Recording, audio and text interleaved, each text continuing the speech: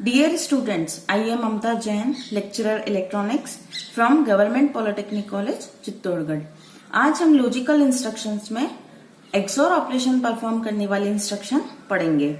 तो सबसे first instruction है XRA R या फिर XRA M।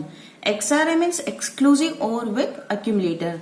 R यहाँ पर 8085 माइक्रो प्रोसेसर का कोई भी 8 बिट रजिस्टर हो सकता है, जैसे A, B, C, D, E, H and L। यह एक 1 बाइट इंस्ट्रक्शन है क्योंकि इस इंस्ट्रक्शन में जो ऑपरेंड है वो पहले से ही स्पेसिफाइड है। यह इंस्ट्रक्शन R रजिस्टर के कंटेंट और अक्यूमुलेटर के कंटेंट के बीच में एक्सक्लूसिव और ऑपरेशन परफॉर्म करती है।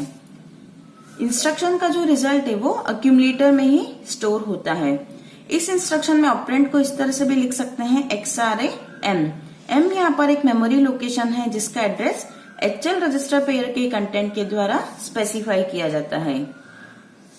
यह इंस्ट्रक्शन M मेमोरी लोकेशन के कंटेंट को और अक्यूमुलेटर के कंटेंट के बीच में एक्सक्लूसिव और ऑपरेशन परफॉर्म करती है।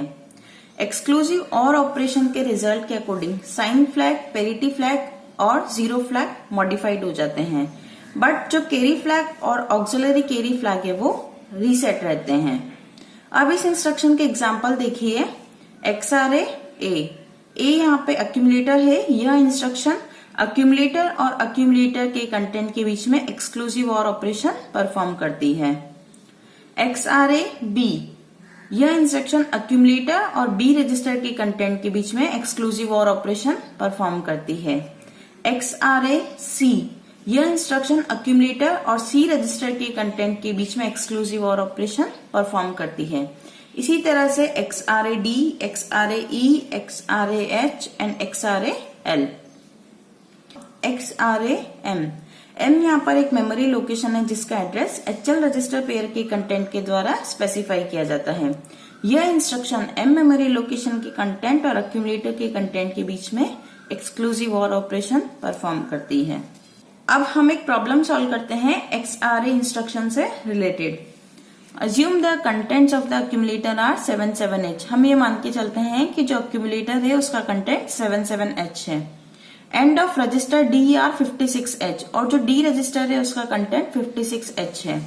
Exclusive or the contents of register D with the accumulator। D register के कंटेंट और accumulator के कंटेंट के बीच में एक्सक्लूसिव और ऑपरेशन परफॉर्म करनी है। तो एक्सक्लूसिव और ऑपरेशन परफॉर्म करने के लिए इंस्ट्रक्शन यूज करेंगे XRA D। ये इंस्ट्रक्शन अक्यूमुलेटर और D रजिस्टर के कंटेंट के बीच में एक्सक्लूसिव और ऑपरेशन परफॉर्म करती है। तो इस इंस्ट्रक्शन के एग्जीक्यूट होने से पहले अक्यूमुलेटर का जो कंटेंट है वो है 77 और जो D रजिस्टर है उसका कंटेंट है 56। फ्लैग रजिस्टर का कंटेंट हमें अभी पता नहीं है। एक बार हम एक्सक्लूसिव और की ट्रुथ टेबल रिव्यू कर लेते हैं। सपोज 2 इनपुट्स हैं X एंड Y। एक्सक्लूसिव और ऑपरेशन का जो रिजल्ट आएगा वो आएगा X और Y। दोनों इनपुट अगर 0 0 है तो आउटपुट 0 होगा। 0 1 पर 1, 1 0 पर 1 एंड 1 1 पर 0। इट मीन्स अगर दोनों सेम इनपुट्स हैं तो आउटपुट 0 होगा and for different inputs output 1 होगा। अक्यूमुलेटर का जो कंटेंट है वो है 77H। इस कंटेंट को यहाँ पर बाइनरी में कन्वर्ट करके लिखा है। 7 का बाइनरी इक्विवेलेंट होता है 0 1 1 1। अगेन 7 को 0 1 1 1 लिखा है। D रजिस्टर का जो कंटेंट है वो है 56H। इस हेक्सा नंबर को भी यहाँ पर बाइनरी में कन्वर्ट करके लिखा है। 5 का इक्विवेलेंट होता है 0 1 0 1 और जो 6 है उसका 4 बिट इक्विवेलेंट होता है 0 1 1 0। अब यह इंस्ट्रक्शन अक्यूमुलेटर और D रजिस्टर के कंटेंट के बीच में एक्सओर ऑपरेशन परफॉर्म करती है। तो एक्सओर ऑपरेशन का रिजल्ट देखते हैं हम। 1 0 1 1 1 is 0 1 1 is 0 0 0 is 0 1 1 is 0 1 0 is 1 1 1 is 0 and 0 0 is 0। ये जो रिजल्ट आया है 8 बिट का, इसको वापस से हेक्सा में कन्वर्ट करने के लिए 4 4 बिट की पेयरिंग करी है। तो जो 0 0 1 0 है, पहली जो 4 बिट है वो 2 के इक्विवेलेंट है और 0 0 0 1 ये 1 के इक्विवेलेंट है। तो इनका जो एक्सओर ऑपरेशन का जो रिजल्ट है वो है 21H। ये रिजल्ट फिर से अक्यूमुलेटर में स्टोर हो जाएगा। फ्लैग का जो स्टेटस है वो इस रिजल्ट के अकॉर्डिंग मॉडिफाइड हो जाएगा। तो साइन फ्लैग जो है यहाँ पर D7 बिट 0 है, इसलिए जो साइन फ्लैग है वो रीसेट हो जाएगा। देन पैरिटी फ्लैग, यहाँ पे नंबर ऑफ वंस को हम काउंट कर लेते हैं। नंबर ऑफ वंस यहाँ पे 1 और 2 टाइम्स है, मीन्स इवन टाइम्स है, इसलिए जो पैरिटी फ्लैग है वो सेट हो जाएगा। देन जीरो फ्लैग, आंसर जो है वो पूरा 0 नहीं आ रहा है, इसलिए जो जीरो फ्लैग है वो रीसेट हो जाएगा। कैरी फ्लैग और जो ऑक्सिलरी कैरी फ्लैग है वो इस रिजल्ट के ऊपर डिपेंड नहीं करता है। XRA इंस्ट्रक्शन के एग्जीक्यूशन से ये जो दोनों फ्लैग्स है वो रीसेट हो जाते हैं। अब आफ्टर इंस्ट्रक्शन हम रजिस्टर के कंटेंट देखते हैं कि इनमें क्या चेंजेस आता है। डी रजिस्टर में पहले 56 सेव था, इंस्ट्रक्शन के एग्जीक्यूशन के बाद डी रजिस्टर में 56 ही सेव रहेगा। अक्यूमुलेटर का जो कंटेंट है वो इस रिजल्ट से चेंज हो जाएगा, अक्यूमुलेटर में 21 सेव हो जाएगा। और जो फ्लैग रजिस्टर है वो यहाँ पर जो फ्लैग का स्टेटस इस रिजल्ट के अकॉर्डिंग मॉडिफाइड हुआ है वो फ्लैग रजिस्टर में स्टोर हो जाएगा। Now the next instruction is XRI 8-bit data. XRI means exclusive और इमीडिएट विद अक्यूमुलेटर। यह एक 2 बाइट की इंस्ट्रक्शन है। इस इंस्ट्रक्शन में जो ऑपरेंड है वो गिवन नहीं है, बल्कि जो ऑपरेंड है वो एक 8 बिट का डेटा है। तो जो फर्स्ट बाइट होगा वो इस XRI का होगा और जो सेकंड बाइट है वो इस 8 बिट डेटा का होगा। यह इंस्ट्रक्शन अक्यूमुलेटर और 8 बिट डेटा के बीच में एक्सक्लूसिव और ऑपरेशन परफॉर्म करती है। XRI इंस्ट्रक्शन का जो रिजल्ट है वो अक्यूमुलेटर में ही स्टोर हो जाता है।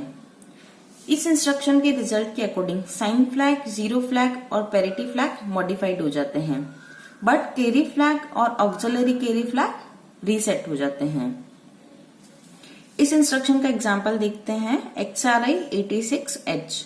यह इंस्ट्रक्शन, ये जो 8 बिट का डेटा है 86, इस डेटा और अक्यूमुलेटर के कंटेंट के बीच में एक्सक्लूसिव और ऑपरेशन परफॉर्म करती है।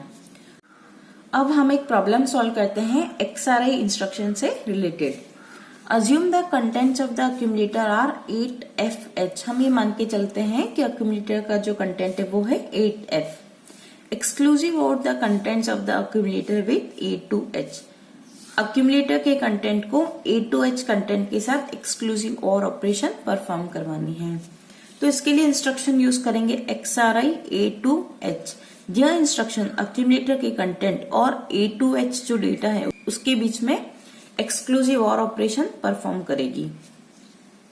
अब इस इंस्ट्रक्शन के एग्जीक्यूशन होने से पहले जो अक्यूमुलेटर का कंटेंट है वो है 8FH। अक्यूमुलेटर का जो डेटा है 8FH, उसको यहाँ पर बाइनरी में कन्वर्ट करके लिखा है। तो 8 का 4 बिट बाइनरी इक्विवेलेंट है 1000।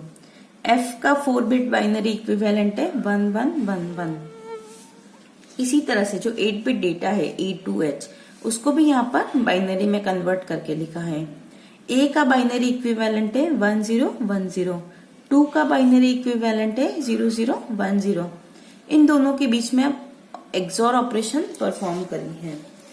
10 is 1, 11 is 0, 10 is 1, 10 is 1, 00 is 0, 01 is 1, 00 is 0 and 11 is 0। इस तरह से जो रिजल्ट आया है 8 बिट का, उसको वापस से हेक्सा में कन्वर्ट करने के लिए 4-4 की पेयरिंग की है। तो जो फर्स्ट पेयरिंग है 0010, ये 2 के इक्विवेलेंट है और देन 1101 ये D के इक्विवेलेंट है। इस तरह से जो रिजल्ट आया है 2D वो वापस से अक्यूमुलेटर में ही स्टोर हो जाएगा।